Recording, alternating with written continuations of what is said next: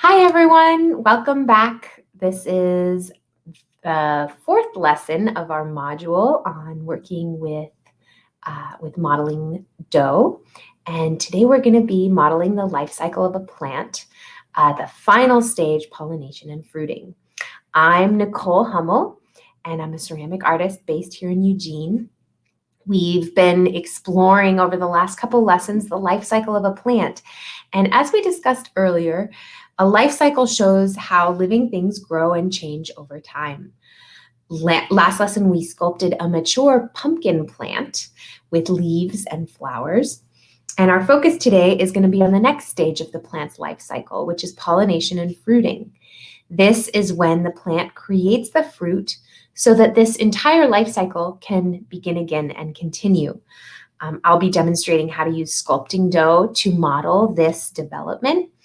But before we begin, we're going to take a moment of mindfulness so that we can be fully engaged in this process of working with the clay. So for a moment, take a deep breath, and then place your hand on your heart and notice what it feels like to take another deep breath.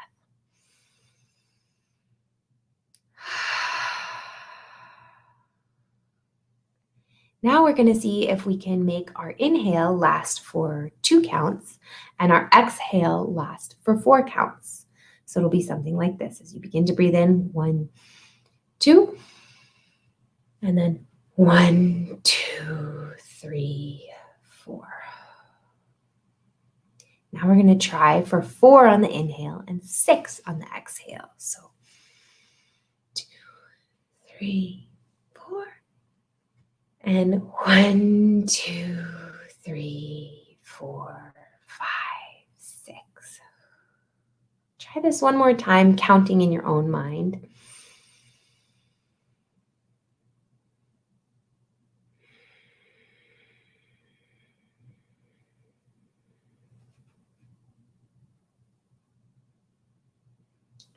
Okay.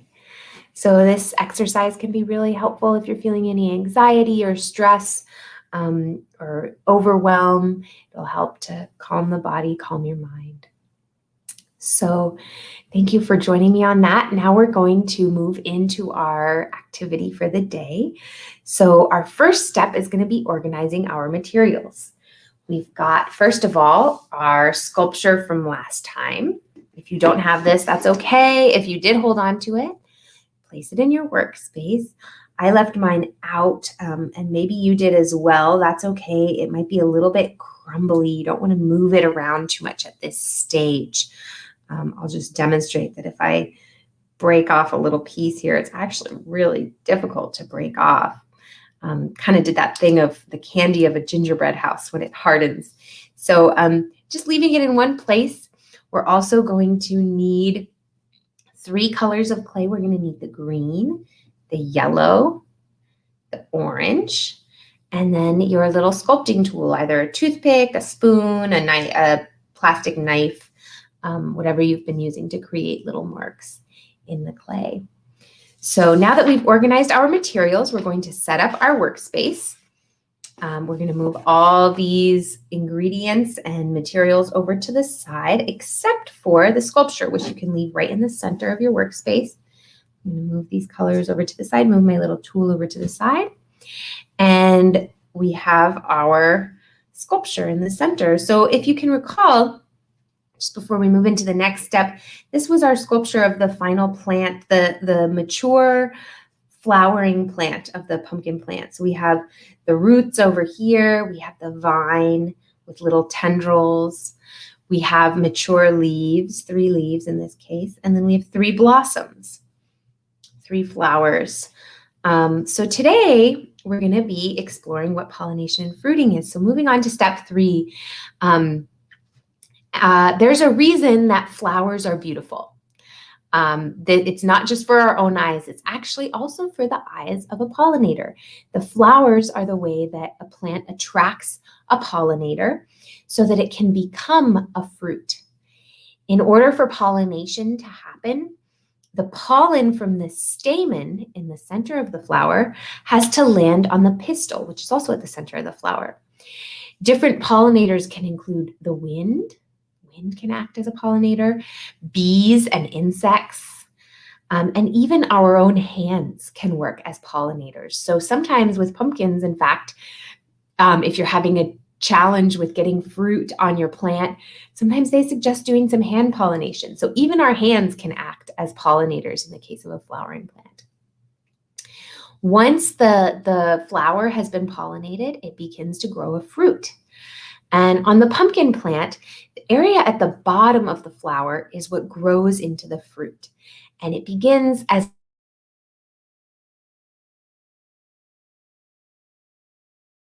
different types of pumpkins. But most of these begin as a green fruit right at the base of the flower. So looking over here at my hands, we're going to start sculpting a green sphere. So I'm going to take a small piece of my clay here. So looking down at my hands, can see my hands are sculpting a green sphere.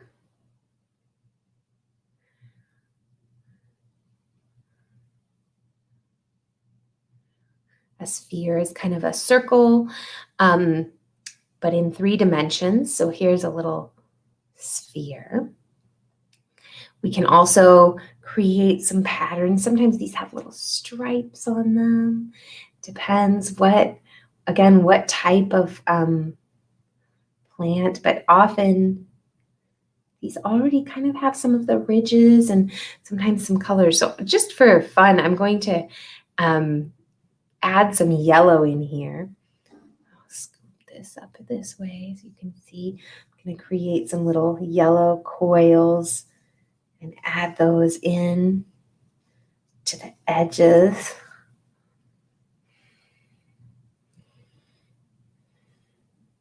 And again, your dough might be getting a little bit dry here, might be getting a little bit crumbly. You take advantage of your work surface to really create some pressure so that you can create a nice coil. So here we're sculpting the young fruit of pumpkin. Adding little coils as kind of those preliminary colors that a young fruit has.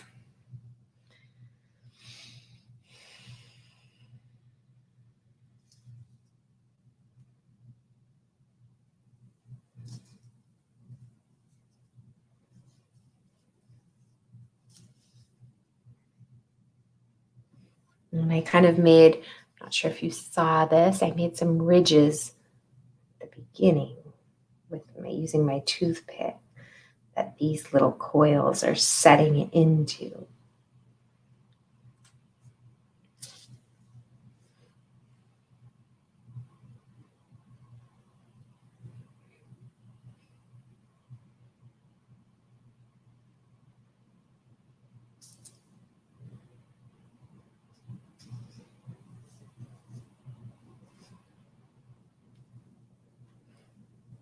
Something fun to do as you move on from these classes is to check out the life cycles of different plants, maybe even different types of pumpkins or the family of pumpkins that pumpkins are in, and see if you can get see what different young fruit looks like before it's completely ripe. So this fruit, this young fruit, is going to be attached at the base of one of the flowers. So I'm going to take this, carefully pick up this flower up here. I'm going to attach this young fruit to it, and then I'm going to put it back on the plant. So it looks something like that. And as this fruit continues to get bigger and bigger, this flower will start to wither away and die. So that is the stage of the fruit coming. So we've had, as we saw last time in here, we've got the pistil and the stamen, and it's the pollen from the stamen which has to land on the pistil. And once that happens, whether it's by a bee, by the wind, by a human hand, by some other kind of insect, that's when the fruit begins to be able to grow. So there we go. So the next step is going to be the fruit maturing and the plant dying. So as the fruit continues to mature, it develops into the pumpkin that we all know. In this case, we'll sculpt a nice orange pumpkin. And at this point, the plant has done its job. It's done its job of creating the final fruit. What you might probably remember, if you've ever carved a pumpkin or cut open a pumpkin to cook, there are lots of seeds inside of a pumpkin. And that's where the life cycle begins again of the plant. So we're going to be sculpting a pumpkin that has a lot of little seeds inside of it. At this stage, the plant has done its job. It doesn't need the leaves anymore, doesn't need the flowers anymore, because all that's needed for more pumpkins to be able to grow is what's contained inside of that pumpkin, the seeds. And then the life cycle can begin again. All of these seeds can be dispersed and grow elsewhere if given the right conditions. So as the plant dies, the pumpkin continues. The life cycle of a pumpkin can continue because there are lots of small seeds that are contained inside. So we're going to sculpt a couple of seeds. You can look at my hands again here. On our first class, we sculpted a seed, and you might recall that we started with a little green teardrop shape.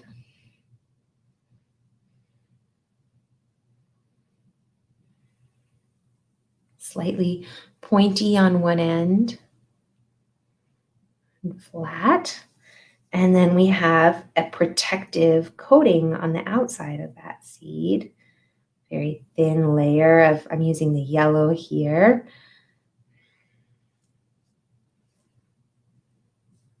Wrapping that seed up in its protective little blanket.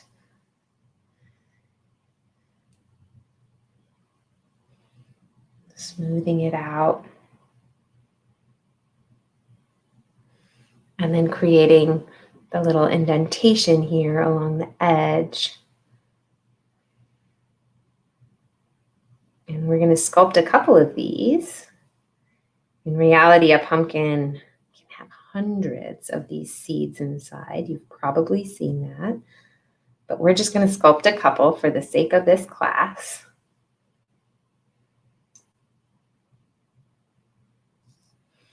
There's one. We'll sculpt one more little seed. So creating that teardrop shape. And then taking some of the yellow.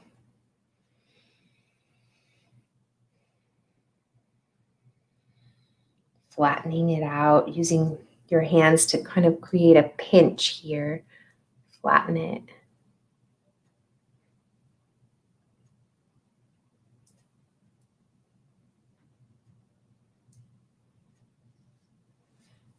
And again, that protective layer encasing the embryo of the seed, if you can recall that from the first lesson. And if you remember from the first lesson, we talked about how seeds are little packets of information. Basically, all that's needed to create a new pumpkin plant is contained inside of this little seed. There's the embryo. There's some nutrients to keep that embryo alive and nourished. And then there's this protective coating. And so these are little time capsules that can send a pumpkin far into the future, far in distance, so that a new pumpkin can grow anywhere. So here we have two seeds. Now we're going to start sculpting a pumpkin. And the way that we're going to do this is we're going to create a little pinch pot. So I want you to break off a piece of your orange clay. And then we're going to start pressing, creating a little bowl. And again, if your clay is a little bit crumbly, see if you can really kind of push it together. As it warms up with your hands too, it might become a little bit more malleable, a little bit more easily shaped. And we're going to close off this pumpkin at the top. But first, we're going to tuck those little seeds in there. So I'm just pinching, using my thumb on the inside, using my fingers on the outside to create a pumpkin. I'm going to put my little seeds inside.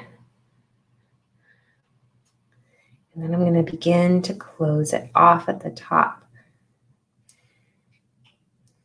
Now, it doesn't need to be entirely perfect here. You can kind of start to squeeze it into a ball. If you have lots of cracks, that's okay. Just smooth them out carefully with your hand. And if they don't get completely smooth, that's also fine.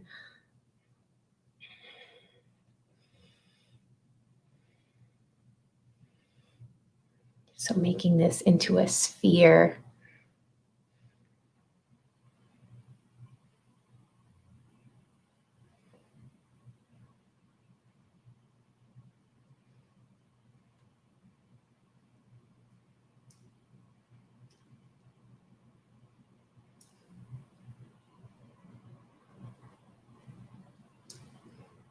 Taking your time here. Now we can start to use our fingers or our tool to start to create some ridges in the sides. If you've seen a pumpkin, a lot of them have kind of these lobes, which we actually kind of modeled on our young fruit. The young fruit right here looking down had those yellow ridges. This mature pumpkin has bigger, more defined ridges or lobes. So you can, once you've kind of done that with your toothpick, you can use your fingers to sculpt the shape.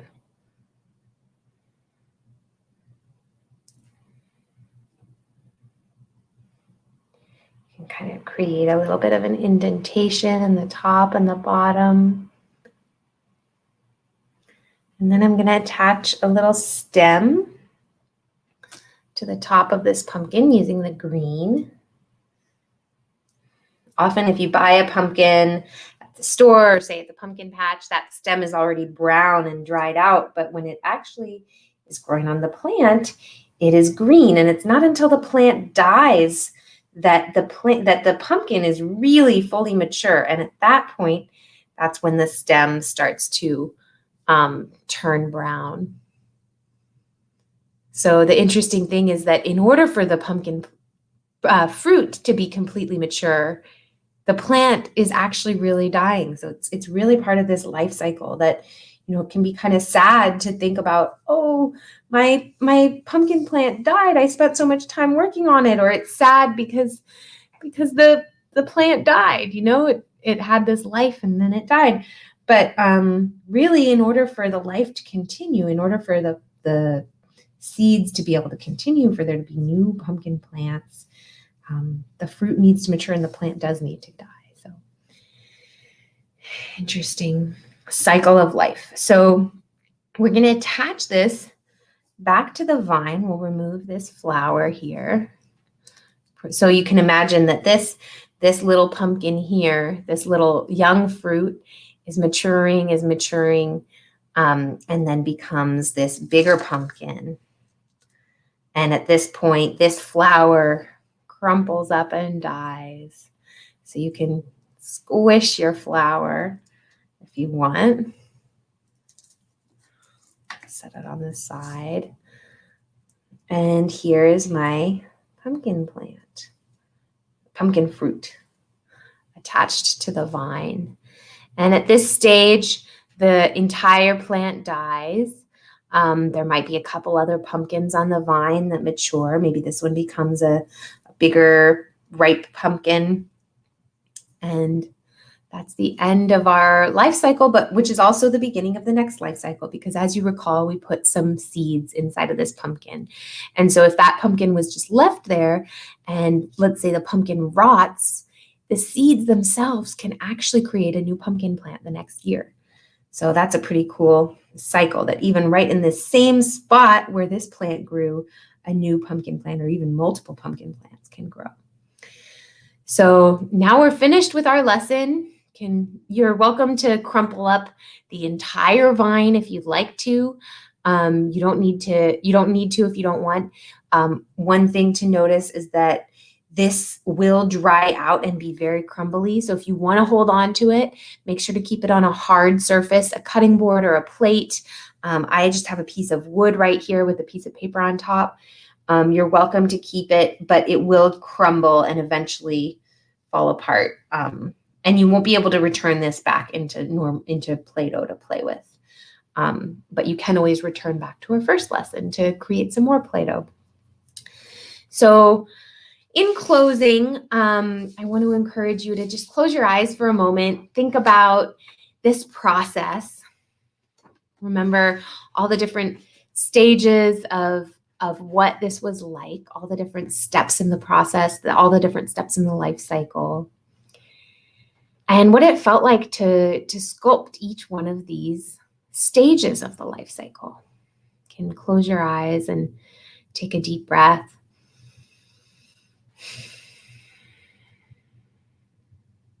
And a couple questions to reflect on just in your own time are, what did it feel like if you decided to crumple up your plant or your flower? What did it feel like to crumple up something like that you had spent so much time working on?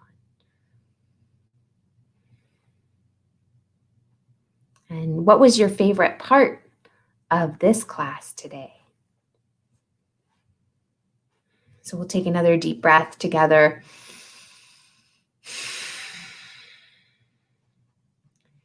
So thank you so much for tuning in and participating. Some ideas for future explorations are to go back and make more clay, make more modeling dough from our first lesson. Also, you can check out the life cycles of different animals and plants and practice sculpting or modeling those different stages with the dough. And feel free to explore, and I'd be interested to hear back. And I hope that you enjoyed this series, and I look forward to seeing you in a lesson down the line. Enjoy creating, everyone. Bye.